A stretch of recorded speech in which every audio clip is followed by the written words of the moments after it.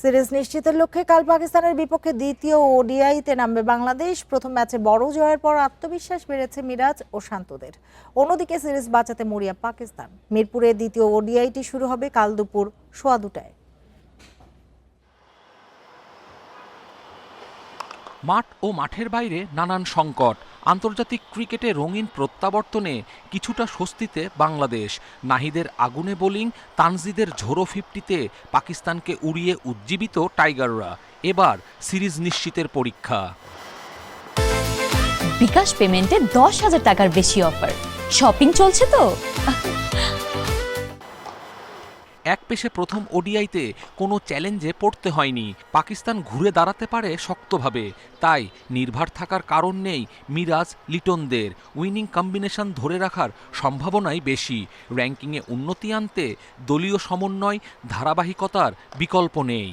এই সিরিজটা দিয়ে আমাদের চেষ্টা থাকবে অবশ্যই আমাদের ওডিআই ফরম্যাটটা খুব ভালোভাবে কামব্যাক করার জন্য, এবং আমরা যেন খুব ভালোভাবে সামনে আগাতে পারি সেই টোনটা আমরা এখনই সেট করতে চাচ্ছি। বেস্ট 11-এ খেলে তখন কিন্তু সবাই পারফর্ম করার চেষ্টা করে, সো এখানে এক্সকিউজ দেওয়ার কোনো চান্স নেই। আমার কাছে মনে হয় প্রত্যেকটা প্লেয়ারই পারফরমেন্স করতে হবে। পাকিস্তানকে একাই ধসিয়ে দেয়া নাহিদ রানা এখন স্পটলাইটে। কোনো নির্দিষ্ট তকমা নয়, বরং স্কিলে মনোযোগ ধরে রাখতে চান তরুণ এই পেসার।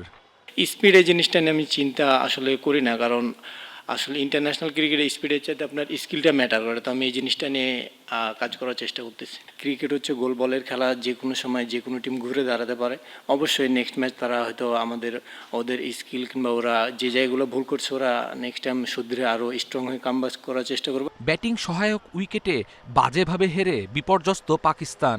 ব্যর্থতার পর তীব্র সমালোচনা, চাপ আরও বাড়িয়েছে দলের ওপর। সিরিজ বাঁচাতে সর্বোচ্চ দিয়েই লড়বে মেন ইন গ্রিন। প্রথম ম্যাচে আমরা কিছুই করতে পারিনি। শুধু তরুণদের দোষ দিতে চাই না, অভিজ্ঞরাও পারফর্ম করতে পারেনি। দ্রুত ভুল শুধরে সিরিজে ফিরতে চাই। এই ম্যাচ জিততেই হবে। সবশেষ বাংলাদেশে খেলা ওডিআই সিরিজে হোয়াইট ওয়াশ হয়েছিল পাকিস্তান। দীর্ঘ বিরতির পর টাইগারদের কাছে দ্বিতীয়বার সিরিজ হারের শঙ্কা। কপিল পাল, ইন্ডিপেন্ডেন্ট নিউজ।